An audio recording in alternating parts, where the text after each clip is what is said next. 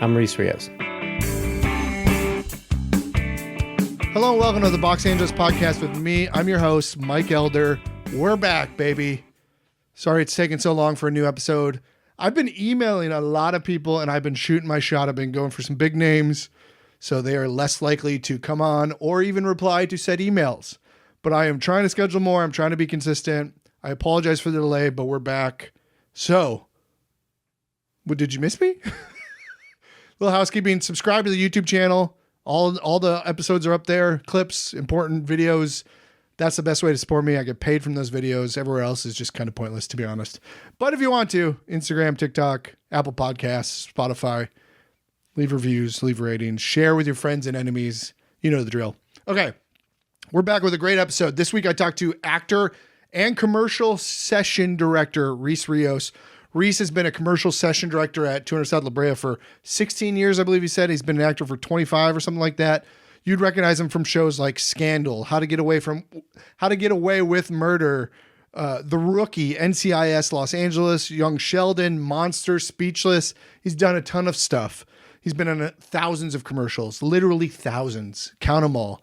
He's been around the block. He knows a lot about acting. He knows a lot about auditioning commercially, which is what I was really excited to talk to him about. He gave a lot of advice and insight into the process and his approach to sessions with commercial casting sessions. And it was a really insightful conversation. I felt like Reece had a lot to share and a unique perspective doing both sides of it. This was a good conversation. It's good to talk about this stuff. It's good to be back. We talked about how actors need some sort of psychology and humanity class. Maybe I'll teach it someday, or maybe somebody else will. But yeah, there's just a lot going on and a lot to process as an actor, and getting to see so many actors come in for him to see that the other side. It's just, yeah, we go through a lot, and we need to lower the bar, as he said, lower the expectation bar, that is. Anyways, really fun conversation, really insightful conversation. What a return we are having here for you now. I feel like I'm not talking good, so I'm going to shut up.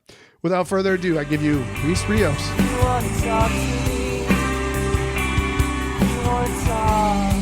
Hi, Reece. Hey, man. I'm Mike. Thanks for coming down. Thanks for having me. Why not? I'm so excited. Why not? What else were you going to do on a Monday, on an unseasonably warm fall day? Yeah, right. I was watching my Call of Duty update. That was kind of the peak for today. You're a big gamer? Not a huge gamer, but I do kill time irresponsibly with some PS5 activity. Yeah. I don't think that's irresponsible. I think that exercises some demons, get some dopamine, get you in a little flow state. Yeah, fair. I guess, I mean, maybe irresponsible by oh my gosh, it fills a void, which is just time in which I have nothing to do. And so I think in that I feel pretty not terribly great about myself, but I guess it's just not enough of a bad feeling to supplant the fact that I'm going to go and get on with a bunch of 12-year-olds. And well, I will tell you this, because I wrestle with this too. I journal every day, and I try to avoid the word "should" from my journal, because I don't. Well, I do it on the computer. Oh, you do? Fair. On my phone. Fair. Okay, still. And then I can use it as a reference and all that. Sure. But I try to avoid the word "should," and it sounds like to me you're saying I shouldn't be playing Call of Duty. I should be XYZ. And I would encourage you, that's just the world we're in now with all this social media and content creation and industry where it's telling us we should be doing a lot of stuff. Yeah. Because we kind of have to, but also then we get diluted and we're not doing the stuff we're necessarily good at all the time. Fair. I think being in this world, we're always adjacent to people creating content, and whether it's by way of TikTok, which I'm not on, or anything like that, or just some fun sketches. I don't know. It does gnaw at me a little bit, but not enough to yank the controller out of my hand. I'll just leave it at that. So I do. I like video games. But what would you be doing? They are, and like I said, they're released. You get flow state, which I find very important in any. You know what I mean? Do you know what flow state is? The idea of flow. I do. I don't correlate that with with Call of Duty. Really? No. Well, I play Fortnite, and I find I get in flow because flow, for those that don't know, it's the idea that it's something you enjoy, and it's also a little challenging. If it was too easy, you'd get bored. If it was too hard, you'd quit. So you get in the state where you're getting beat by 12-year-olds, but then sometimes you get them back, and there's a little bit of flow state to that. So I find in Fortnite, I get in a little flow state. And I find that's good for activating my brain, getting me some, Fair. Here's where I think that makes sense because I'm actually pretty good at it. My KD ratio is really good. And so I guess it's not that challenging. It's very repetitive, and it's something I don't know. As much as I apologize to myself for spending so much time on it, and I'm also like, but I like it, so who cares? Exactly. I don't care. It doesn't matter. See, you apologize to yourself. See, now I'm going to go to therapy. It feels like a weird, shame, guilt circle. Why? What's the benefit of that? I think this right now in this time and place, we are maybe tasked a little bit more to create, right? Because it's hard out there. And there's not a lot of meat on that bone right now. And so if you have a creative background, then it almost feels criminal. Maybe not high stakes, but like Class A misdemeanor stuff to not be putting your energy. Look, a couple hours a day, that's probably as much as I'll give it. But then you turn it off and then you shift in the sofa and you're like, okay, now I'm just going to take a nap. It doesn't dovetail into anything. Sure, it's like drinking, yeah. Once you start drinking, you're not going to start writing. You don't get better with every subsequent cocktail. Yeah, I can see that. That's fair. Yeah. So I right now it's just a big him-ha through interruption throughout the day, and that's fair. I don't want to psychoanalyze you, but can you work it in as like a reward system? Like you do your 2 hours of creativity and then you earn 30 minutes of Call of Duty. Earn it? But what am I going to do before 8 a.m. that allows me to earn it? Because that's peak gaming hours for me. Go for a run? I don't know. No. No, I usually do. I don't play. It's first thing it's like with my cup of coffee. I don't know why it pairs well with coffee and just waking up. But I'm not going to do anything between waking up and gaming that's going to allow me to earn it. So I'm just going to do it. That's wild. I'm a night gamer. Are you really? I used to be. I think most people are. 7 o'clock before dinner, maybe. I think that feels like it makes more sense, but I don't know. Something has shifted, man, and I'm definitely feeling that sort of 8:30 night time. Well, maybe the competition's easier in the morning because all the good kids are at school. No, dude, those kids are vicious, and they're not all kids. I think it's nasty. I turn off all the chats. I can't. Yeah, I can't deal with that. Yeah, it's a lot. I have people with whom I play online occasionally, but if it's just me, I can't. Okay, wait. I got something for you. Okay. To earn your Call of Duty for the day, how about this? Because they're making a Call of Duty franchise, right? Say what? Aren't they making a movie franchise? Sure. I mean, why don't you start reaching out to the producers and being like, "Hey, let me be a consultant. Let me be soldier number 4. I'm a very good player." I know that there's no fucking way that's how this works.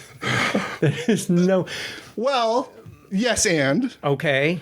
I know that's not how it works, but I have the convenience of a podcast where if I want to be on something somebody's working on, I can say, "Hey, come do my podcast." Oh, now I got to set up a podcast, and I have to harvest a following, and then I'm spitballing. I'd rather just be tapped on the shoulder and someone say, "You, how about you be in this call?" I don't.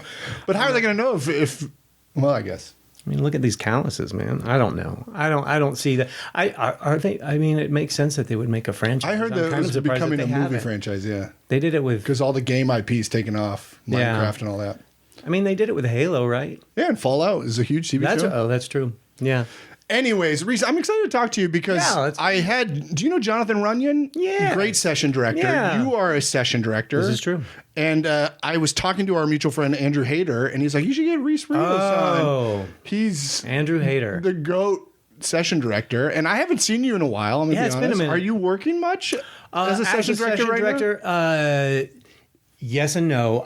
Not as much as I used to. Part of that is, I said it earlier, there's not as much meat on that bone, but also I've kind of pulled back a little bit.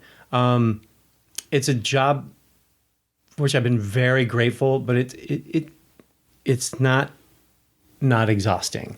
So I don't run. I mean, once upon a time, I've been doing that for like, oh man, going on 16 years. And once upon a time, I would say yes to every gig, and that would yield 20 days a month. And that's a lot for that job. I think the most I've worked this year is 12 or 13 days, and that's a lot for me now. So it's usually around 6 to 8 days. But again, a lot of it is just, there's not a ton out there. There's a lot of really great session directors that are just looking for some work right now. And and the person for whom I worked most closely, it's just every casting director across the board is experiencing less. Yeah. Right. And that trickles down to all of us. So yes, I do it, just not as much. Wait, who are you mainly working for right now? So my primary is spot casting. Yes. Which is Jacob Klempner, a very good friend of mine. But I work a lot for Ross Lacey Casting, Allison Horn. I work for Allison, Joni Sonnenberg. I've worked for so many, but the dynamic is basically, about 15 years ago, Jacob asked if I would be his primary. And the way that works is any one that comes and asks, because it's an independent contractor status, right? We're not employed by 200 South. I'm not employed directly to a casting director. But the way the system works is if I'm offered a job elsewhere outside of spot casting, my gentleman agreement with him is that I go and say, hey, Jacob, so-and-so is seeing if I'm available for these days. I'm willing to work if you don't have anything. And that's how that works. Yeah. Yeah. It's interesting that you say does Spot come out of 200 South? Because I feel like I've been going in a lot more in the last few months. Have you seen it pick up in the last few months? Yeah, I have. Spot's been out of 200 South, since I've been there. I thought so. Yeah. Has it picked up? Yes. And just when you think it's picking up and it was like, pendulum swung back, it goes quiet again. And, we're at a time, what is it, November 10th? So that lobby should be jammed full of people in football jerseys and Santa Claus. Yes. And actually, once upon a time, you would see Santa Clauses in July and all the football ads being made July through August, September. And it's just been very peak and valley. So whereas I thought there was about 2-3 week stretch, I was like, look at this. It's like 2013 around here.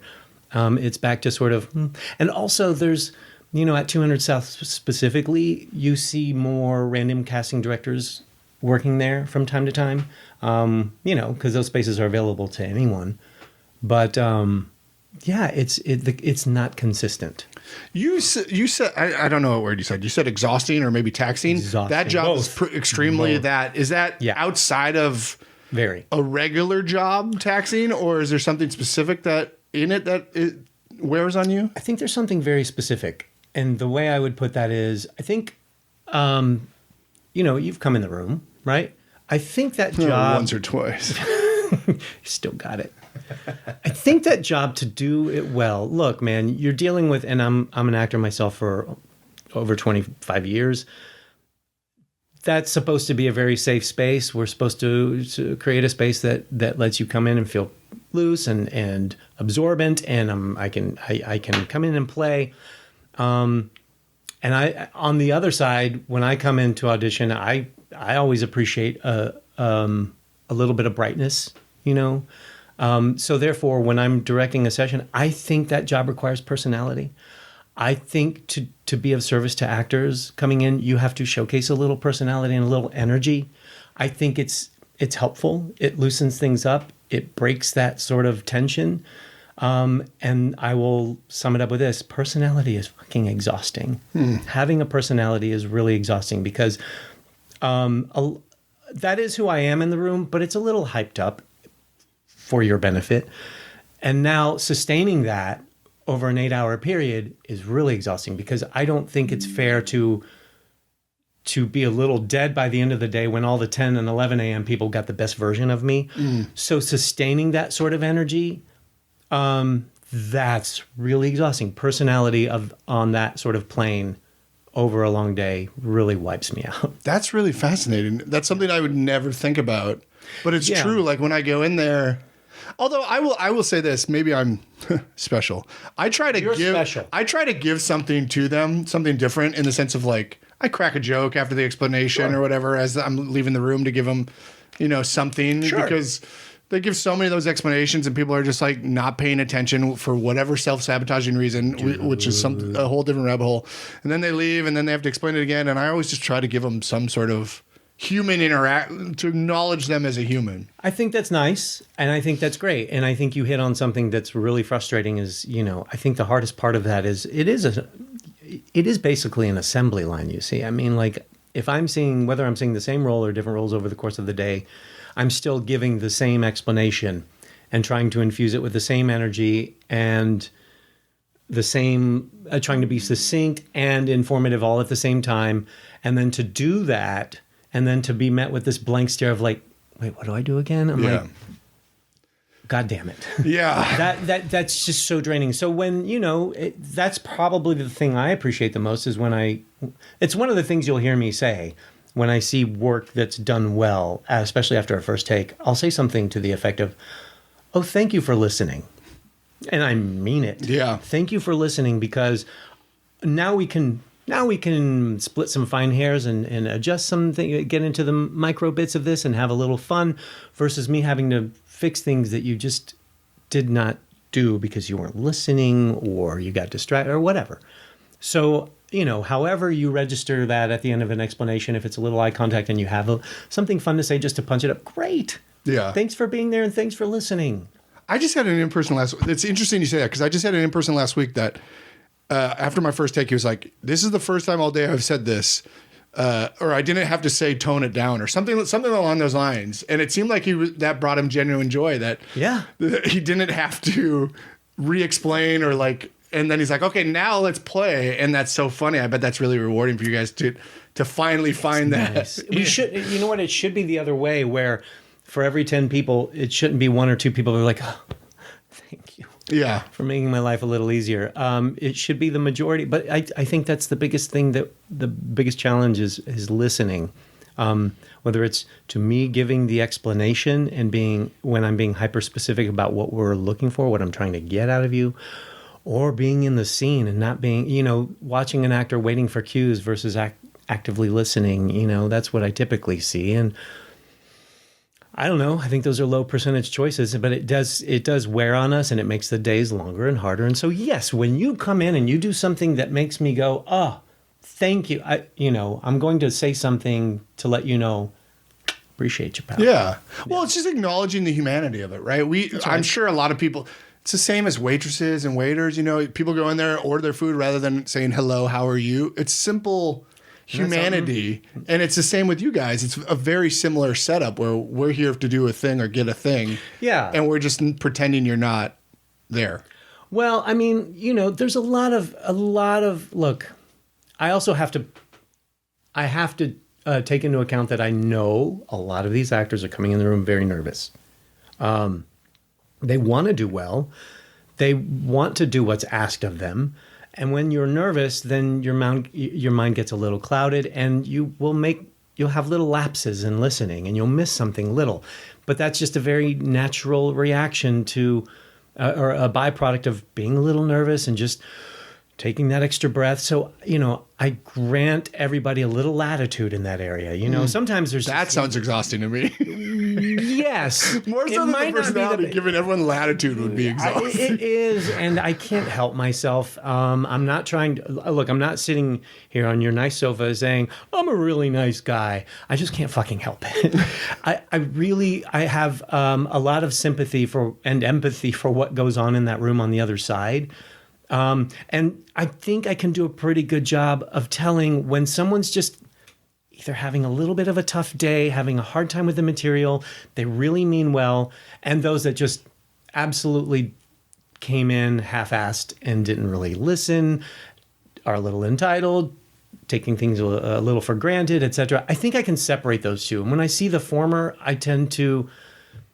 give a little bit extra if I can, to try and help things along. Because I know that when they walk out, I know how it feels to walk out of the room and hang your head and go like, and I don't want to be part of it. I don't want to contribute to that. But listen, we all have our limits. Yeah. And I'll hit it. The personality thing is interesting because to me, it's all improvisers that are doing this mostly, and it's I wonder where else you can get that much personality from somebody on an 8-hour shift. Well, I think like a lot of that personality is I think I'm a big shower and teller. I've said that weird, but you know what I mean.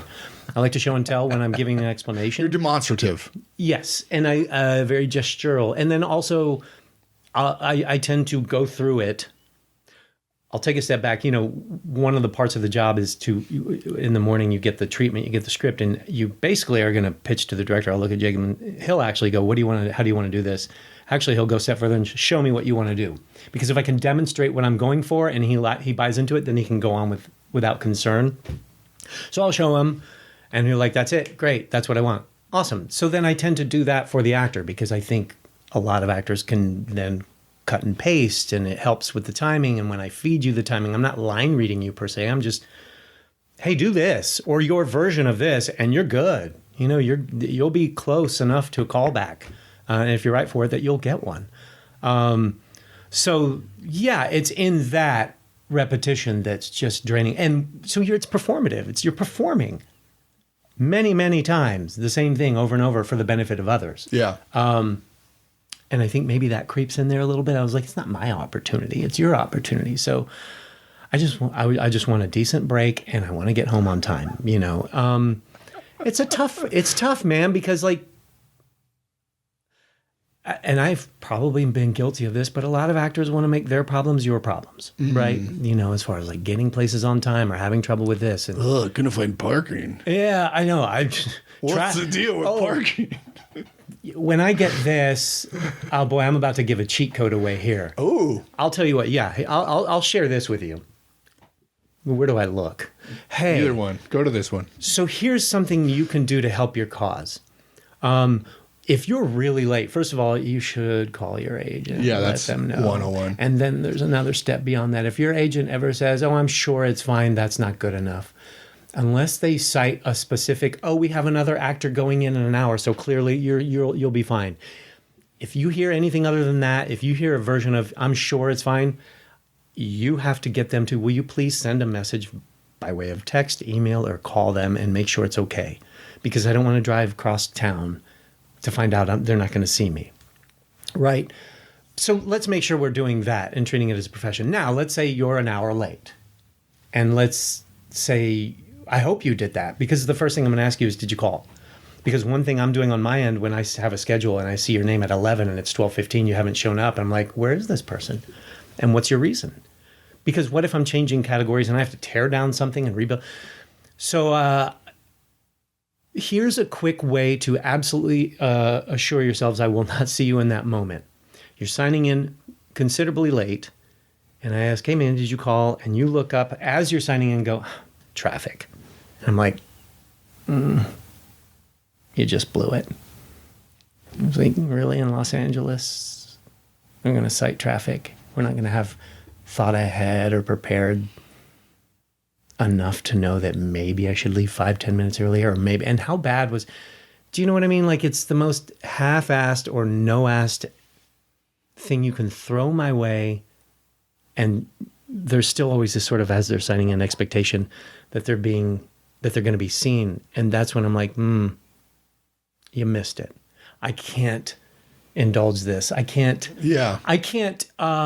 reward this behavior, and I'm not trying to be, I'm flawed, more flawed than the next guy.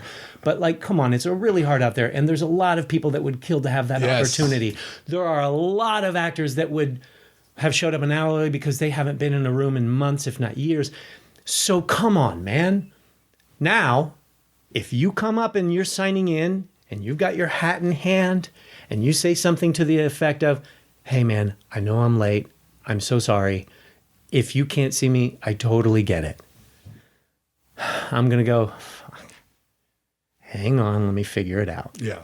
I'm a sucker for that. Right. But show some contrition. Show that you don't, just show me that you don't think you can show up when you want, how you want, and you're still going to get in the, you know what I mean? Yeah, 1,000%. Just show me a little something that you think this is worth. To that point, I feel like Ryan Bernstein told me recently, the casting director, Yes. that like a third of people aren't coming to auditions these days or something like that. Or declining it or whatever. Whoa. Have you seen an uptick in people not showing up? No? No. I could be misquoting that number, by the way, but it was a lot. I'll believe Ryan. He is a casting director. He runs a tight ship over there. And he's got good people running his sessions. Henry, right? Henry, yeah, for sure. He's great. Henry always tells me to modulate. Everyone tells me to modulate. Henry says a lot of things. I love Henry Dittman. No, I struggle. I love you, Henry Dittman. You're so stupid. But I look, if he's saying a third, here's what he might be citing. Maybe like, because on the day that the schedule gets handed to me, by then, maybe he's seen a third of people decline or cancel, and he's going to make an effort to fill those slots, right? Yeah, probably. So by the time I get there, I believe him. I can't imagine, look, that's my primary job is, that's been my livelihood for 20 plus years, commercial acting. So I'm like, I get those opportunities that takes priority. So, but I don't know. It's very weird out there today, and people are having to gig real hard just to get by. And so who knows? Maybe that means more fallout. Interesting. There's some logic there, maybe. But no, usually by the time I get the schedule, it's pretty firm and confirmed. Got it. I had a 5:55 p.m. audition this past Friday. Was it for? It felt like pre-pandemic again. 5:55 in person. Yeah. Who was it for? Elevator. Oh, right on. Yeah. I was like, this is great. Although it was dark after I was driving there. I was like, oh, this is depressing. But I was like, this is pre-pandemic style. Have you found that you've not... How often do you get in the room, would you Last say? week, I was in the room 3 times. A callback and then 2 in person. Congrats. First calls, yeah. But has that been an anomaly for the last couple of years? Like, are you? The last 6 months, I feel like I'm going in a lot more. Okay. Yeah. Yeah, I feel like there has been a little bit of an uptick. Particularly there. Yes. Both Ryan and Ed at Elevator do a lot in person. Yeah, they do. They do. And so do the people at 200. I think there are... Look, I think we're in a hybrid world, and I think that makes sense, and I think it's here to stay. I get it. I get when the role is so simple, it's a reaction or it's a one line or something, and it can be easily executed at home. Maybe you're saving the client a little money, or they're working with a smaller budget. But like, I think for the most part, they're bringing people in the room, especially when they know that there's some blocking involved and there's multiple people having dialogue, etc. They try to anyway. That said, there are some casting directors that I think are still pretty firm for self-tapes strictly, and okay. I don't think it's going away. I think I know this answer to you. Do you resent self-tapes because it's cutting into your work as well as the product that you get to offer as an actor? So as an actor, I don't like them. I don't. It hasn't served me very well, especially theatrically. I think I probably had the same reaction as most when we realized self-tapes were coming. I think it was probably this initial, oh, neat. I can stay home, and then I can relax into it. I can do infinite takes if necessary. And then what I've learned along the way is, first of all, infinite takes bad. I think there's diminishing return, and it happens quickly. I don't think I also think it's a little bit of false advertising in some way. If it takes me 25 takes to get, it's like that's not going to fly, chasing some level of perfection. I just think it can really work against you. I also then I realized I was like, oh, I think one of the things I liked about myself was taking the adjustment, getting the note directly and then applying the note and treating it more of a work session, a workshop, a collaborative effort with someone giving me notes versus I think this is it. So as an actor, I think I'm in the minority here, but I don't like self-tapes on. No, I think everyone hates them. Really? Yes.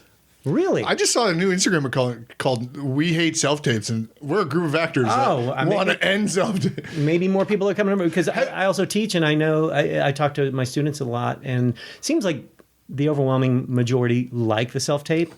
Huh. But maybe, look, this podcast is illuminating. Is it? Against them, yeah. Okay, right on. But I also understand...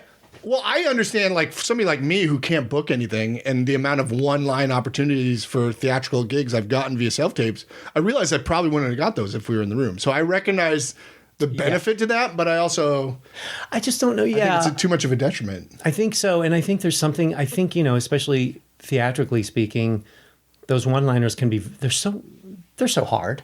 Right. This is something that people have said before. 1 or 2 line auditions are more difficult than, when you get 3 pages, because what do I do? And, but I think showcasing what you do in the flesh. I agree.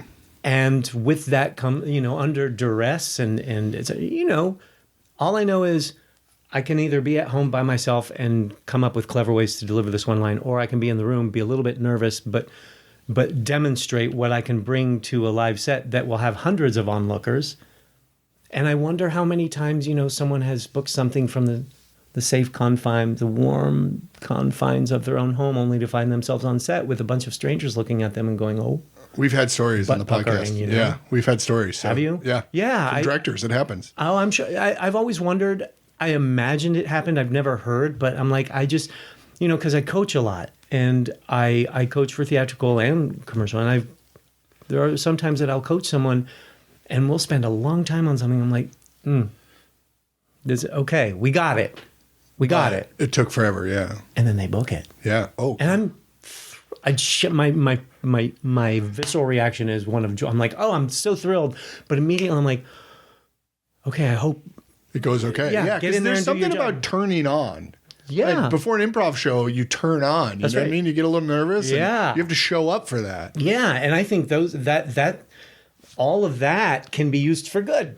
Have you seen, I was going to ask you this. This was on my list. Mm-hmm. Have you seen, since self-tapes has become the norm, like any issues in the room resulting from that? Are people more cocksure coming in the room or something, and more air prone or anything like that? Has it been a detriment to in-person auditions? Well, that's an interesting question. It's nothing that I've been able to read, and I guess maybe not, because one thing I constantly get when I'm directing sessions is when the audition is done, a person that hasn't been in the room for a long time will let you know. Usually by way of, it's good to be back in the room. Thank you so much. This felt great. And I was like, oh, it's just, and so I'm like, oh, okay, you haven't been in the room in a while. Some people get in regularly. Some people it's been years, and I try not to be tone deaf about that. I was like, that person that's walking in right now, though maybe you and I have been a little bit more fortunate getting in the room in the last couple of years, there are still people that are coming in for the first time since the pandemic still. And they express gratitude pretty much every time.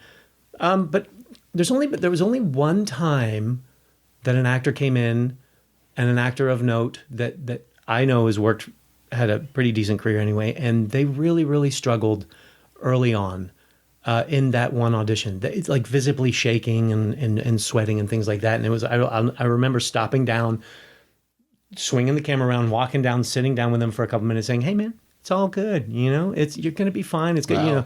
They had to find their footing again. And that was a very dramatic example of it. But beyond that, it's been, I can't really read anything. Interesting.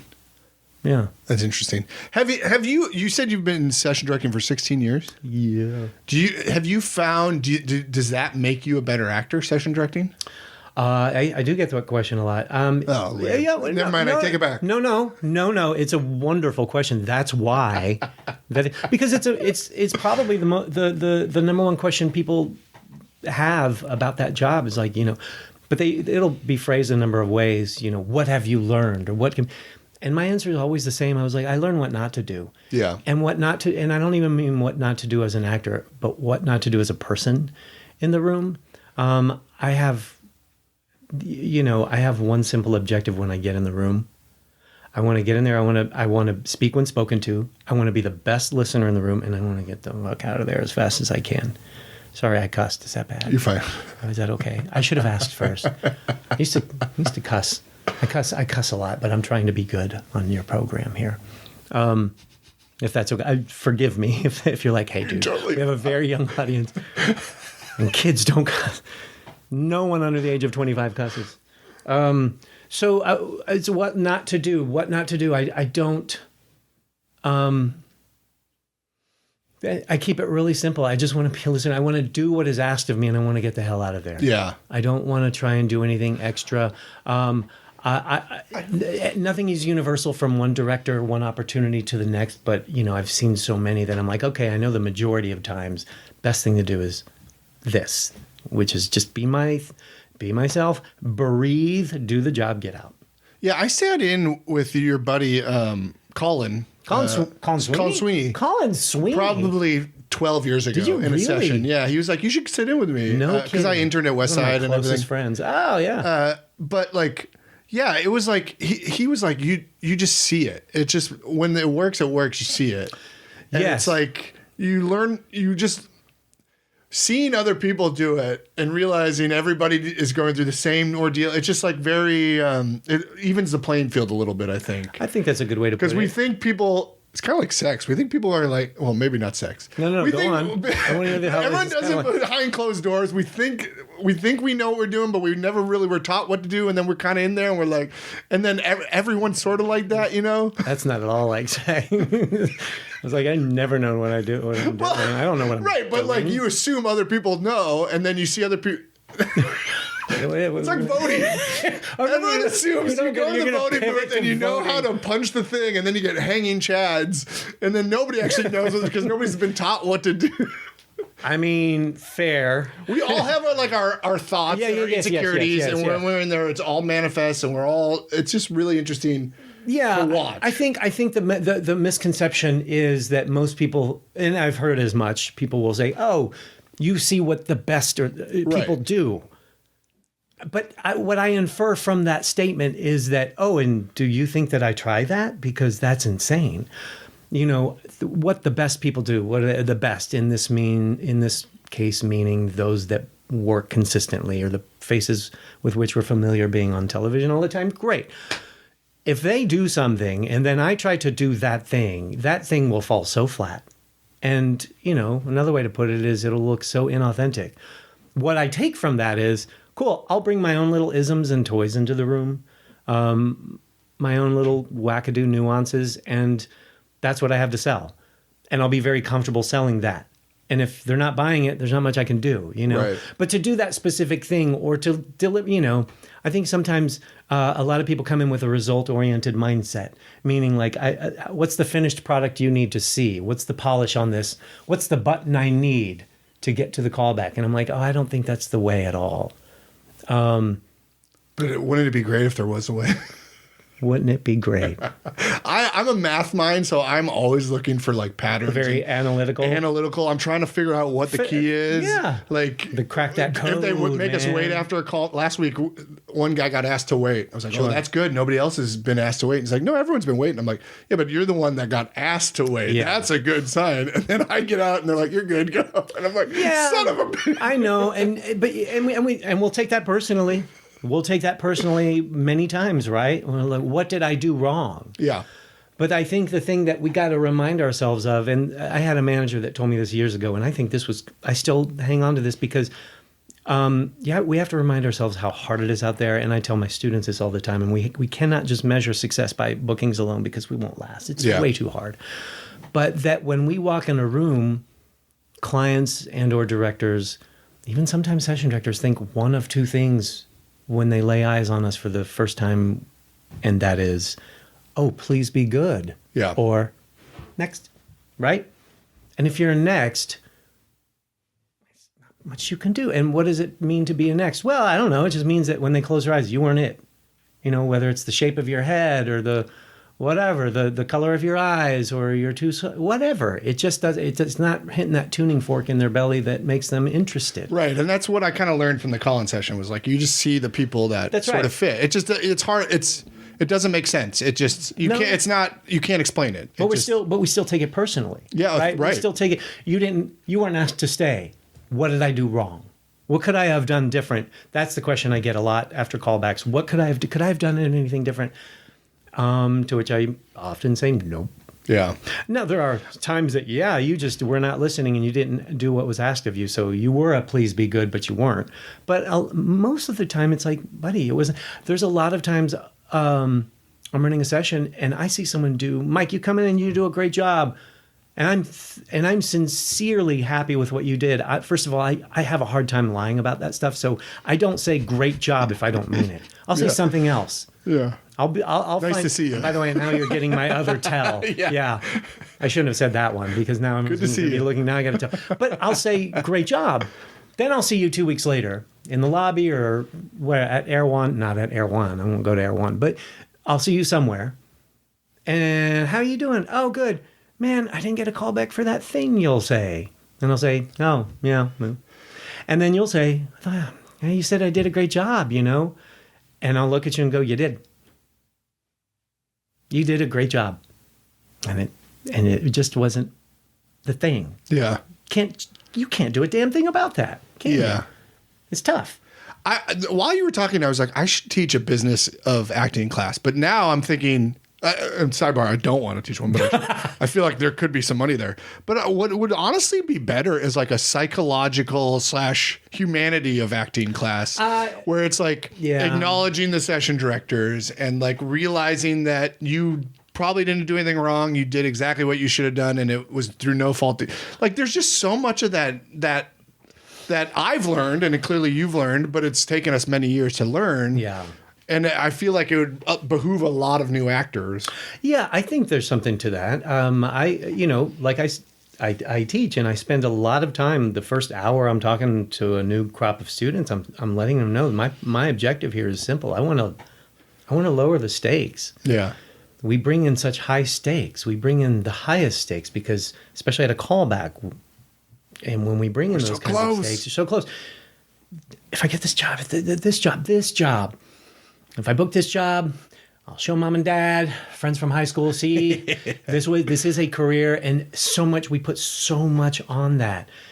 And so much that like we abandon all of the things that, you know, now we're coming in, we're not breathing, or we're breathing shallow, and then we're not listening, we're clouded, and it's a blur, and we walk out and we're like, oh, I hope I got it. And it's like, oh man, if I can effectively lower the stakes by teaching you the math of this business, like you said, the arithmetic, the realities, right? The truth of how the arbitrary reasons people do and don't get jobs.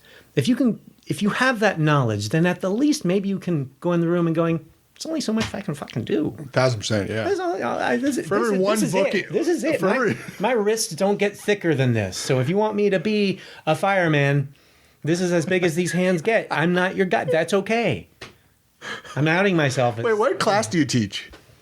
I teach it's called the commercial class. Oh, you teach the AHC Ross Lacey one? Yeah, I've been doing that for about 8 years, and I teach an advanced class. I've also taught elsewhere. I've taught at AMDA, and I guess taught at like AFI and stuff like that. Do you like teaching better than session directing? Since you can give the truth to these? I am infused with a different energy when I teach, and I teach at night, and I think like there's such a wide-eyed, earnest nature to their being there, wanting to learn and absorb that I do. There's a difference between looking at their faces and someone coming in the room going, so what am I doing? What am I? Someone that and no, that's not fair because everyone that comes in is different. But like I think as a whole, this group of people in front of me, these 15 people or whatever, are really here to learn from me. So I'm going to give them, my all.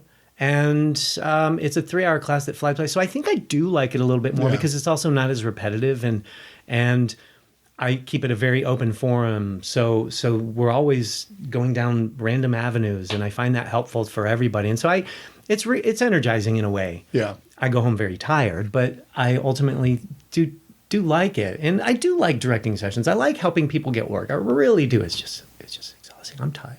Yeah. I'm old and tired. You see, Mike, I'm just old and tired. Well, I don't want to talk about session directing the whole time. You were a member of the Groundlings Sunday Company. Correct. How long from your first Groundlings class until you got on that show? What was the investment, the time investment? Because that's, such a pinnacle. Yeah, it's look, I often describe that. I love that theater. I love the theater company. I love the people. It's my favorite merit badge in this business. Yeah, it really is. It's my favorite little merit badge on my little sash of acting. I'm very proud of it, but it was a long journey for me. And it was at a time the school hadn't expanded as much, so the waits were much longer. So I started, I auditioned and then started my basic class with David Hoffman, Limu Emu, Doug. Funny. Yeah, in March of 2012. I was invited to Sunday Company December of 2019. Wow. And then we had a little pandemic, and that delayed things for a while. So from the time I wrapped up there, it was a full 10 years. Wow. From basic to Sunday Company. But again, like when I passed through to get into writing lab, the wait was at least a year or two. And then from lab to advanced lab, it was a year or two, if not. But that was a 4-year lapse for me. But I think I deferred for a year, so I think it was still like a 2 or 3 year wait. Well, I love that you said it's your proudest merit badge, because literally my question was going to be, like, we put those sort of things on a pedestal, and I was curious if you saw after you got that, like, a change in auditions or people opportunities and stuff. Did you find anything? Because we put so much time into those stuff. Yeah. And none of this matters clearly, because it matters to you that you got this. But I was just curious if industry wise, they really truly valued that more. I think it's recognized, by some more than others. There are offices that appreciate that a little more than others, and maybe it's because those offices focus more on comedy, and I'm speaking more theatrically. Commercially, I've been commercials have been my life's blood for 25 years. It's how I've sustained my quality of life in this town and throughout this journey. So it's not like that gave me a ton more access commercially, because I've had wonderful reps, and it's been a wonderful experience for me overall in the commercial world. So I've had pretty good access there. Theatrically, there was a little bit of an uptick there. It gave my people, my reps, my management, my theatrical people some leverage, and helped me gain access. I did notice an uptick in comedic opportunities, because my theatrical resume is probably 90% crying over dead kids type roles than procedurals and such. It's there's a lot more drama on there than comedic. I want to say if there's like 25 or 30 credits, 25 or 30 credits, I'd say easily 20 plus are dramatic, right? So then post that, I saw an uptick. I saw a little bit more of a reach out from certain casting directors. I would say so, yeah. And then also it opened up, the independent world. There were people that just kind of, oh, you did this. I think that at bare minimum, there's a floor there that let's bring you in for some of these opportunities. It's not like I'm getting direct offers or anything like that, and I didn't advance to main company, and I think that's a different world altogether. But for Sunday Company, I think it does. You would see an uptick in some opportunities and a little bit more of a reaction. But I can't. I don't think it was this windfall that some people think it is, or it could be. And maybe, by the way, that's my experience. I imagine everyone has a different experience. I know a good friend of mine, one of my closest friends, did not get invited to Sunday Company. We went through Advanced, and he's wildly talented. He found incredible representation just in the Advanced show, and that has served him very, very well. So I think it's different for everyone. Yeah. Now I want to, because I'm an analyzer, why do you think you book more drama? What do you think that's about? Is it more, are you getting more opportunities just because there's so many like day players and all these procedurals, or do you think that's interesting to me. Why? Do I think there are more? Do you find it easier to do drama? I found it.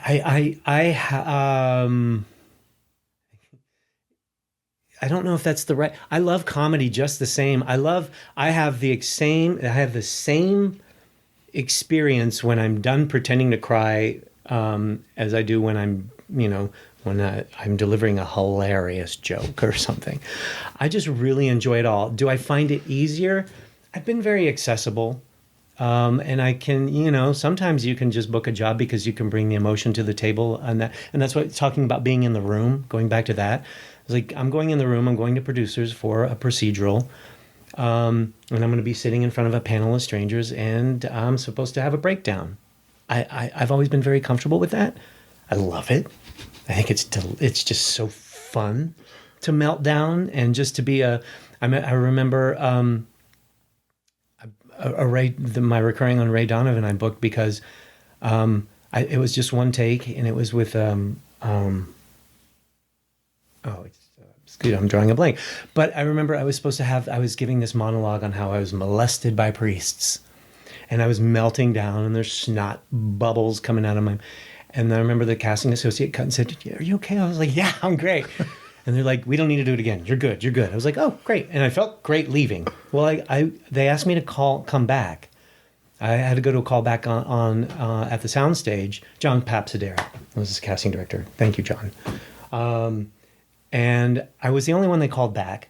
And the note was, John interfaced with me before I went in the room to read for producers and the director. And the note was, "Hey, they just want to see you where you don't break down as much." And no one else, they didn't bring anyone else back. It was just, are you only a messy crier, or can you do not? And I was like, "Oh, okay, I'll go in and say the words." So I did, and they gave me the job. And so I was like, I don't want to say it's easy. I've just worked really hard to have that sort of access, and I love it. So I don't know if I also don't know if when people lay eyes on me, they look at me and go, "We want you to be funny." I think I'm just being on the other side and directing sessions. It's funny when you see people come in the room and that "please be good" or next thing, and it's a comedic role. Some people just sell comedy with a look, and it's great. It's a superpower, and I don't have that. I'm just a regular looking guy with smaller hands. And I'm 6 feet tall, 155 pounds. I don't have this I don't have crazy features or anything like that. So I think if I'm up against people that, when there's someone walks in a room, you can see a client leaning forward like this with a little smile, like, "Oh, what are you going to do?" I don't think I elicit that. I don't think I get that. I think they're like, "Oh, okay, it's a person. This is a male person with male features." Had you thought about this prior to me asking? Because you pointed out how much drama you do. Had you thought about why? Have you ever thought about why? I think I've seen enough casting to where I look at people and I understand why them, not me, in comedy. I do. I think I can understand that, and I accept it. I wish I had some feature that were interesting in that way. I think I'm a fairly competent improviser, and I think I say things like, because I'm just not the most confident person, I'll just say that part. I think I know comedy, and I'm like, well, I did make Sunday Company, so I think that demonstrates a certain thing. But I have to remind myself. But I thought about it but I've accepted it long ago too, that I can't do anything about that. I can't be that one of those actors that I see many times that it's just like, "Oh, you're an easy sell," especially for this comedic bit that we're only going to see you for a moment. And it's nice when the camera's on you and we immediately go, "What are you going to do or say?" Because you effervesce comedy. Yeah. And I don't think I offer that. I'm not funny. It's very good to be aware of. Yeah, but we have to be, right? Yeah. I'm not hunky enough to be leading man, and I'm not. So I'm just this kind of in this sort of I don't know, this in between thing of just a guy, and so my chops have to get the work done. Sure. Right. I have to be the best actor for the role, and sometimes my look fits the role, and that's great and fine. But I think being self-aware, when we're coming up as drama kids in high school or whatever, we're taught we can be anything. You can be anything. You can be and I think we have to know our limitations and know what we sell. And I make fun of myself all the time, but there's a reason for that, because I used to have a manager that would consistently send me out for roles, like my students have heard this story so many times, like SWAT team commander. And I'm like, I have a body built for antiquing. Okay, no one's going to put a gun in these hands and believe that for a second, that I'm in charge of this elite fighting for it. You know what I mean? I know that. Now, you want someone to be a florist? A mailman with a little skip in his step? And inside the bouquet is a gun. Yes. Now, I can sell the shit out of that. Florist assassin. I have been a serial killer a couple times, but you can be a weirdo in those roles. Wait, speaking of your drama roles, I'm full disclosure, I've never seen Scandal, but I was doing research. Oh, you did? You've had Okay, I have so many questions about this. Fire away. You had 6 different titles in 24 episodes. Same character, different, just escalate. Yeah, same character though. In 24 episodes of Scandal, I assumed it was the same character, but it's funny that they named it different rules. Yes. But all that to say, when you got that first one, I think it was in season 1. Did you know it was going to be recurring? No, it was the pilot? It was a pilot, yeah. Oh, wow. On the pilot and, White House press correspondent, whatever. And that was it. And then when they brought me back for a subsequent episode, I'll never forget that second one. It was like a micro audition within. We had our jobs to do, and it was very similar to the job we did. And at that point, it was still like whatever the role was, very generic. But I'll never forget, we lined up the producer, one of the producers, Tom Verica. I don't know if Tom will ever see this, but boy, oh boy, do I love you, Tom, and thank you for everything you did. Tom and that entire Shondaland group of people were just good people. But Tom, kind of had the people that he had in the White House press corps lineup.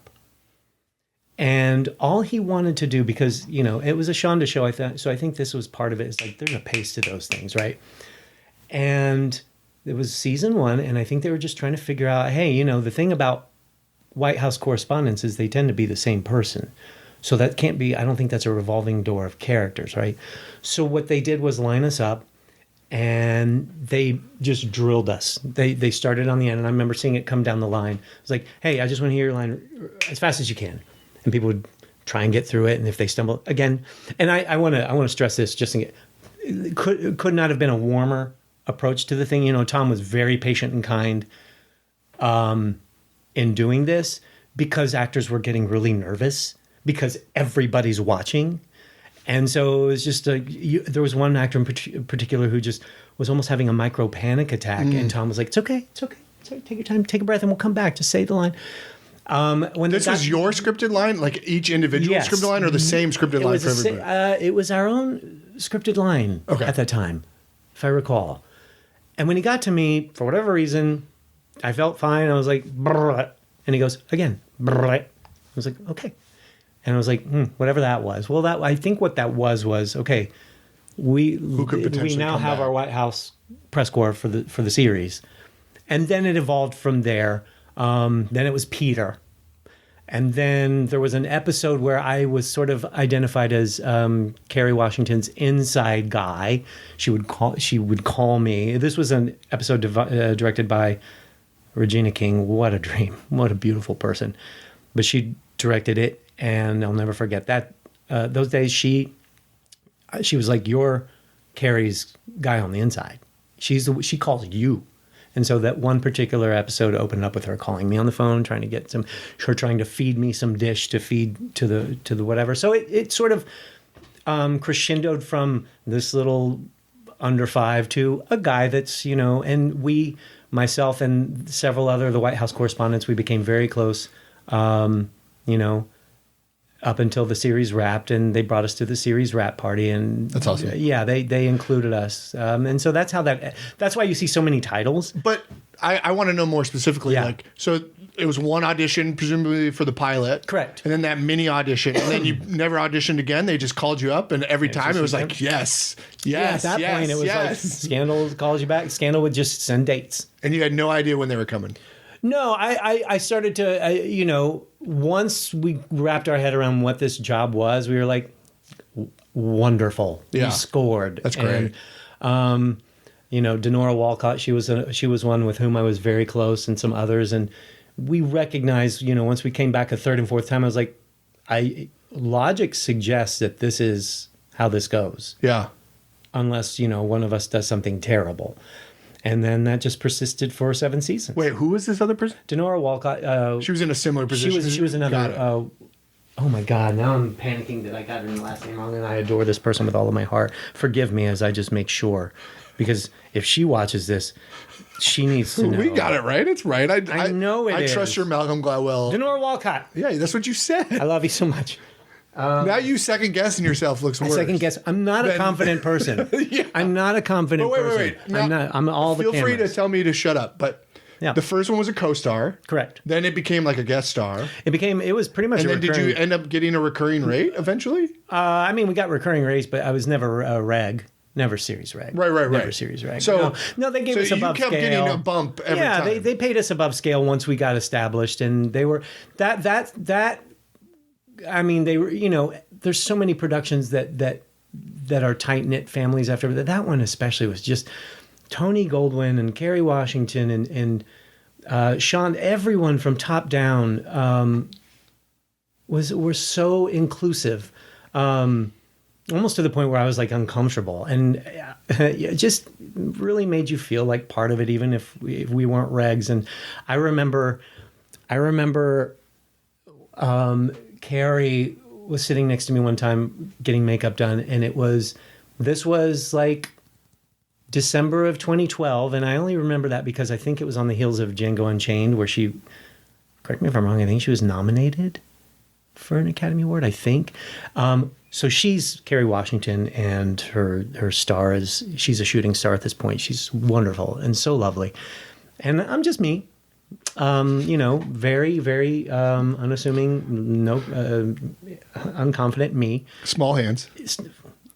Smaller hands. They're perfectly fine. You can do a lot with these hands.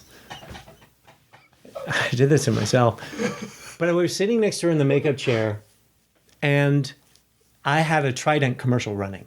Oh, great. Yep. Oh, no. I got that wrong. No, it doesn't matter what it was. It was a commercial. Okay. And I wasn't even the spokes in the commercial. I was like someone who just had a small little moment. And I was sitting in the chair next to her, and she was getting stuff done. So she kind of reached out and tapped me on the shoulder. Reece. And I was like, yes. And she goes, I saw your Trident commercial last night, and I got so excited. That's awesome. Right? I was like, and I remember just thinking, oh, I saw Django Unchained, and I saw you, and I felt the same for you. It was like, no different. But it was that. Did you say that? Yes. That's great. That was my real lame attempt at like whatever trying to. That's yes, Andy. Yeah, I was like, oh yeah, and I saw your little movie for which you were nominated. And I was like, good job. It was just, but she was so sincere. That's great. She was absolutely, and that's how that was. That's how that experience was.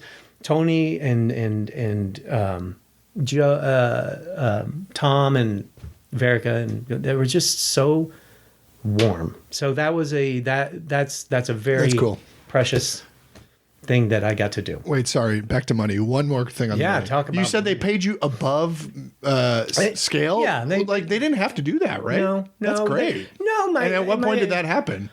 Probably by season 12, 3 or 13 4. episodes in? Yes, maybe somewhere in there. And then my agents were like, hey, they love you, and they're just, we're asking for above scale. And to which I was, look, I'm always like, whatever, I'll work for below scale. I'm stupid. I'm not good. Don't ask me to rep you. Class. Yeah, don't take my business class, because I'll just give you stuff. Well, no, I was going to ask, that was going to be my question. Did they pay you scale that entire time? No, they paid above scale. Really cool. Past after a certain point, they were paying us above scale, and we weren't even asking for it. Are you getting decent residuals from that? Yeah. That's awesome. Yeah, still do. Because I just think of like Matt Jones, who I've had on the podcast multiple times, and he said like, I made no money on Breaking Bad. Like it was nothing. And he had to be in something similar, like 15, 20 episodes. And so I'm just curious how, because they're not required to do much for you. No. So. Now that might be the difference of ABC Cable money and versus FX network, money. Right.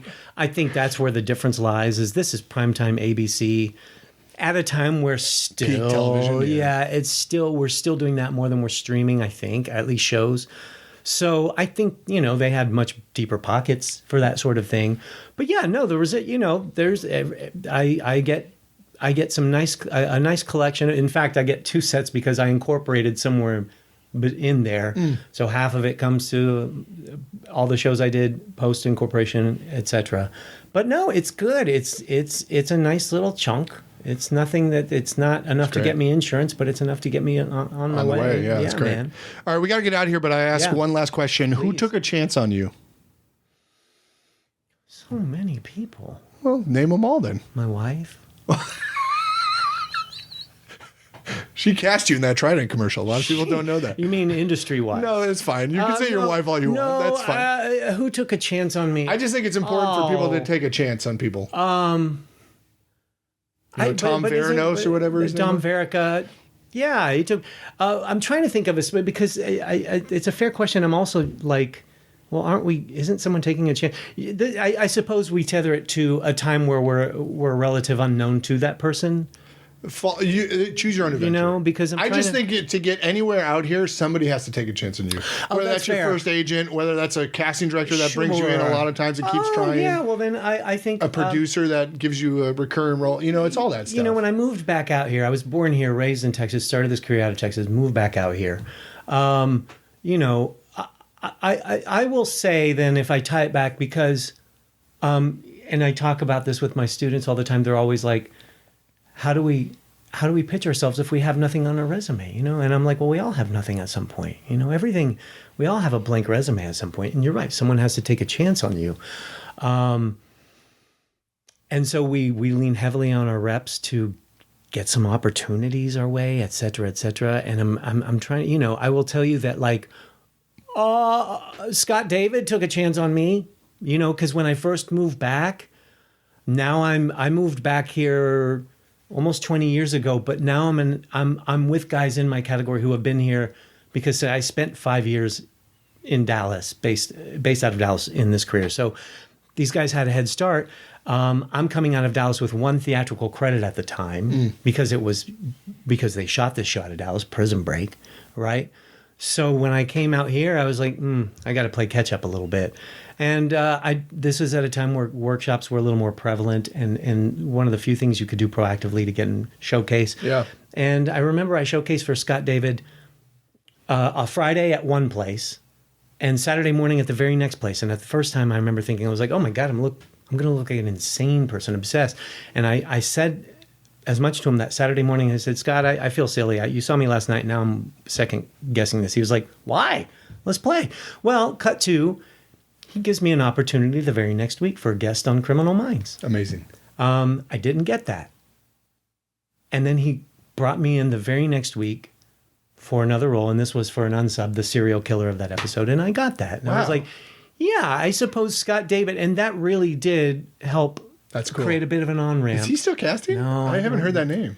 Yeah, I think the big fallout with all the casting workshop, thing that went down to, the very thing that helped me get a foothold took him and many others down. And Scott was, there's a reason you can look on resumes and almost everyone has Criminal Minds. And say what you will, but he really gave people an open door where it was so hard to gain access, and would continue to try to find people out there that were just desperate for any opportunity. And so that yielded, actually that went to Linda Lowy, that became Scandal, and so on and so forth. And from there it kind of, from there it just became fairly regular. Yeah. So though I had, Scott David gave a lot of people opportunities. That's great. So shout out to Scott David. I know things went funky in that world and it's too bad, but this makes me think you should reach out to the casting director of the Call of Duty movie and just figure out where they get coffee and then bump into them 2 days in a row and say, this is weird. But see, now this brings us full circle to the whole thing. But Call of Duty is guys running around looking cool in tough guy uniforms holding guns. Yeah, but you were in Prison Break. What'd you play in Prison Break? Do you really want to know my role? Janitor? Botanical garden volunteer. Fucking gardener. And I had with my a single gun Wentworth in the Miller. hose. No, but I did carry a hose. Goddamn, I carried a hose. Reece, this was delightful. Thank you so much for doing the podcast. Mike, I enjoyed it. Thank you. I hope it was worth your time. It was great. This was lovely. Wonderful. I wish you well. You got a tail slate here. I'm Reece Rios. It was great. Yeah, man. MTV and the channel